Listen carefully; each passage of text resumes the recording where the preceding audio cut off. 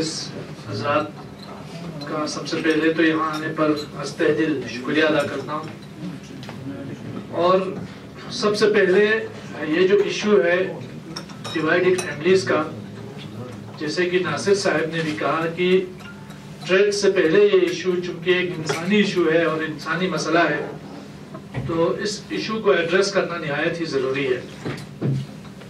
ایک اندازے کے مطابق لداخ اور بلتستان میں تقریباً 15,000 ڈیوائیڈڈ فیملیز ہیں جو پچھلے 70 سالوں سے اپنے ہی رشتہ داروں سے، اپنے ہی گھر والوں سے جدا ہیں۔ ہمارے سامنے مثالیں ہیں، جیسے یورپی ممالک میں اتنی جنگیں ہوئیں، اتنی قتل و غارت ہوئی، لیکن اس کے باوجود آج وہ یورپی ممالک جو ہے وہ اپنی سرحدیں تلاش کرتے رہتے ہیں، انہیں سرحدیں ہی نہیں ملتی اپنے ملکوں کی، کیونکہ انہوں نے پورے یورپ کو ایک گھر میں تبدیل کر دیا ہے۔ لیکن بدقسمتی سے ہمارے یہاں، ہمارے ان ممالک میں یہ جو آپسی رنجشوں کی وجہ سے جو یہاں کا غریب طبقہ رہا ہے، وہ ہمیشہ ان تمام نفرتوں کی لپیٹ میں آتا رہا ہے۔ ہندوستان اور پاکستان کے درمیان بہت ساری رنجشیں رہی ہیں ان 70 سالوں میں، جنگیں بھی ہوئی کئی بار، لیکن کبھی کرکٹ متاثر نہیں ہوا، کبھی فلمیں متاثر نہیں ہوئی۔ یہاں فلمیں جو ہیں وہ ایک ساتھ بنایا جاتا ہے، عاطف اسلم کو ہندوستان میں کافی پسند کیا جاتا ہے، اور نصرت فتح علی خان کو لوگ سنتے ہیں، عدنان سامی کو شہریت مل جاتی ہے۔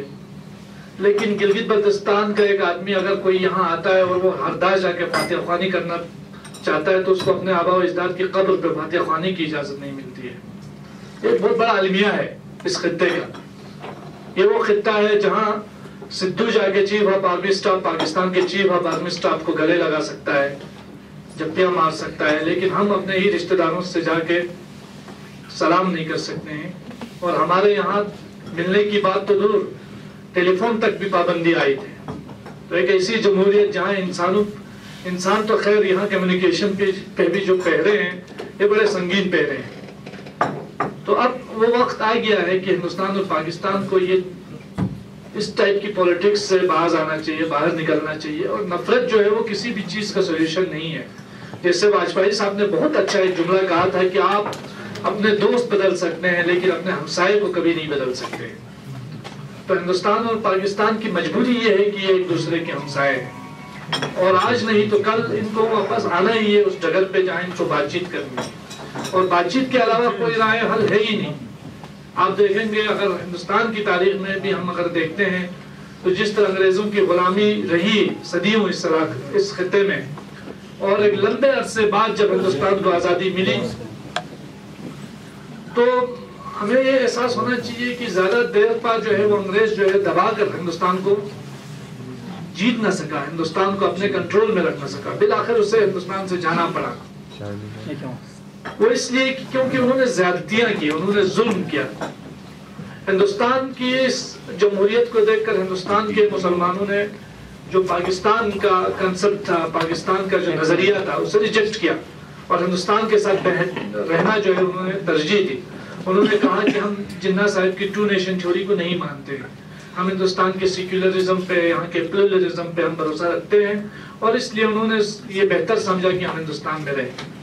لیکن ہندوستان میں رہیں اس قیمت پر تو نہیں سمجھا تھا کہ آپ اپنے ہی عزیز و اقارب سے مل نہیں سکیں گے کبھی زندگی میں، کبھی ان کو ان کی موت کی خبر آپ کو جو ہے وہ بعد میں 10 سال بعد، 12 سال بعد ایک جو پوسٹ آفس کے لیٹر کے ذریعے خبر ملے گی کہ آپ کا رشتہ دار دنیا سے گزر چکا ہے، چل بسا ہے۔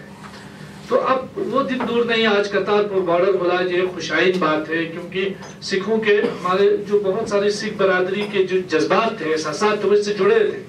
آج ان کے جذبات کو تسکین ملی، اور پہلی بار ہندوستان کی تاریخ میں فری ویزا انٹری ہو رہی ہے، یعنی ویزا کے بغیر آپ کرتارپور بابا صاحب نانک کے درشن کے لیے وہاں جا سکتے ہیں۔ تو ہمارا یہ کہنا ہے کہ جس طرح آپ نے مظفر آباد اور سری نگر، برہان وانی کی موت کے بعد کشمیر میں حالات اتنے خراب ہوئے کہ جو آدمی کرگل سے جاتا تھا وہ سری نگر میں رک نہیں پاتا تھا اور جموں چلا جاتا تھا، کیونکہ حالات اتنے تشویشناک خراب تھے۔ لیکن اس دوران بھی ٹریڈ چلا، اس دوران بھی بسیں چلی، بارڈر سے آنا جانا رہا۔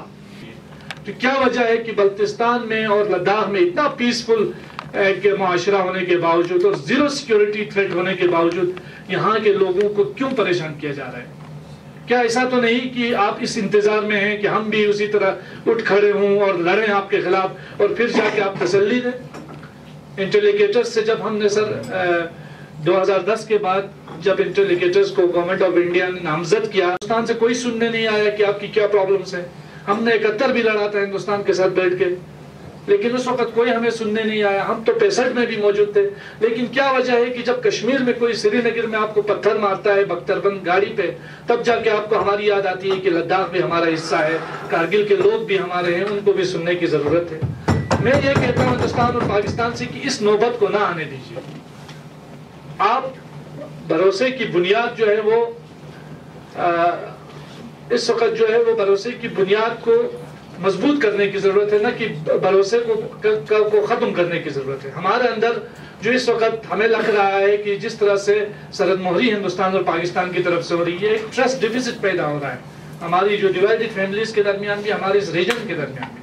آخر 21ویں صدی میں ہم کیوں 6 مہینہ دنیا سے کٹا رہے ہیں؟ کیوں نہیں ہمیں ٹریڈ کا موقع ملتا ہے دوسرے علاقوں سے؟ آپ دیکھیں نارتھ ایسٹ میں بھوٹان سے ٹریڈ ہو رہا ہے، نیپال سے ٹریڈ ہو رہا ہے، بلا کوئی پرابلم نہیں ہے کسی کو. واغا کے بارڈر سے پنجاب سے ٹریڈ ہو رہا ہے. اس بات کی ہے کہ اس پر سروے کیا جائے اور اس پر ایک اسٹرانگلی اس ایشو کو آگے تک اٹھانے کی ضرورت ہے. اس میں گزارش ہے ہمارے آنریبل سی سی صاحب کی کہ آپ کے پاس الحمدللہ اس وقت ایک مضبوط کونسل کی آپ قیادت کر رہے ہیں اور ایک کرگل کا ایک پولیٹیکل ایک انفلوئنس رکھنے والی 2 بڑی جماعتیں جو ہے اس وقت کونسل کو چلا رہی ہیں آپ کی قیادت میں. تو گزارش ہے کہ اس ایشو کو، چونکہ کرتارپور بارڈر کے بعد پورے ہندوستان کی جو توجہ ہے وہ اس کرگل سکردو روڈ کی طرف بھی آ رہی ہے، اور ہم نے سنا ہے ابھی تک اس کی تصدیق نہیں ہے کہ نوجوت سنگھ سدھو صاحب نے بھی اس پر انہوں نے ڈیمانڈ کیا ہے کہ اس روڈ کو کھول دیا جانا چاہیے. تو اس پر گزارش ہے کہ آپ بھی اپنی طرف سے تھوڑا ریکمینڈ کریں آگے، تاکہ یہاں جو عرصے دراز سے منتظر جو ڈیوائیڈڈ فیملیز ہیں ان کے جو جذبات ہے اس کو تسکین ملے اور یہاں بھی ٹریڈ کا آغاز ہو، تاکہ ہمارے مرچنٹ ایسوسی ایشن کو بار بار پروٹیسٹ کرنا نہ پڑے اور ان کو بھی کم از کم جو ہے تھوڑی تسکین مل جائے. شکریہ. For more updates, subscribe to our channel Kargil Today. Click the show links and enjoy watching the videos. Like us on Facebook and follow us on Instagram. Keep watching Kargil Today. Keep enjoying Kargil Today, the only voice of Kargil Ladakh.